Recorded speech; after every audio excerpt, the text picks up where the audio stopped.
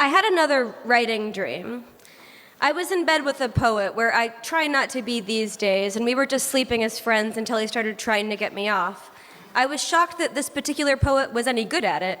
I came before I could rethink whether it was a good idea to be in his bed in this poet's hands. As I came, though, a large egg sack, slimy and malleable like the ball of burrata I had had for lunch the day before, came out of me. At first, I thought it was my own normal personal residue, which I tried to explain, but as I held it in my hands, I realized there was something inside it. I threw it on the floor, where it split to reveal a head of lettuce wrapped in paper towels that looked as though it was from the farmer's market.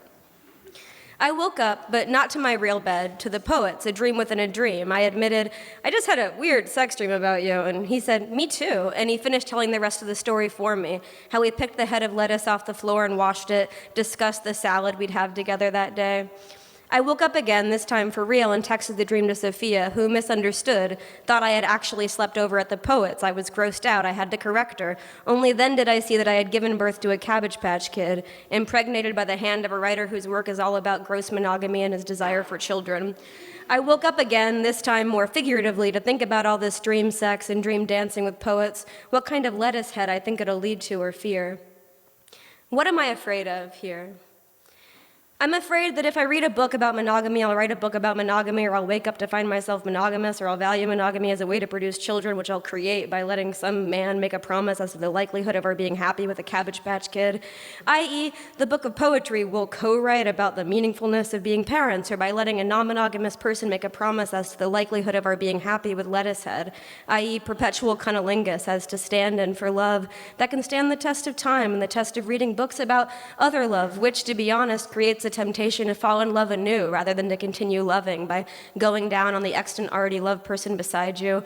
Or I'll wake up to find myself, as I often do in my dreams, with a real human child whose other parent I've abandoned so as to not trap them into life with me, and the child who's crying, and so am I, on the other side of the apartment, where I attempt to write or otherwise do the things my dream imagines will be difficult or less likely in this lettuce-head baby future, where a child with whom we might even dance might dream of writing themselves one day.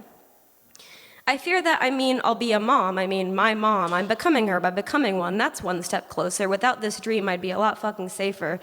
I fear that my personal residue is disgusting. I fear that if I read a book, I'll write the book, or I'll wake up to find myself desirous of writing a book other than the ones I'm actually capable of writing. That if I eat the burrata, I'll not only secrete the burrata from my body and from my dreams, but also in my poems.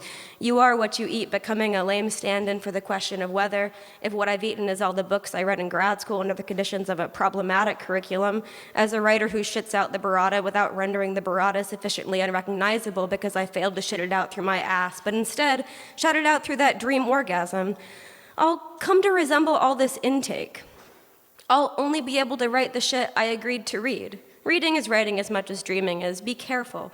Don't be careful, that is. Be careful by not being too careful. There is no way you'll choose the right things to eat or read or kiss, so it's safest to eat and read and kiss as much as you possibly can to increase the likelihood you'll encounter the most nutrient-rich book or kiss or lettuce.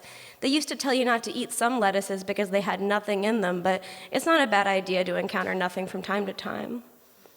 Thanks.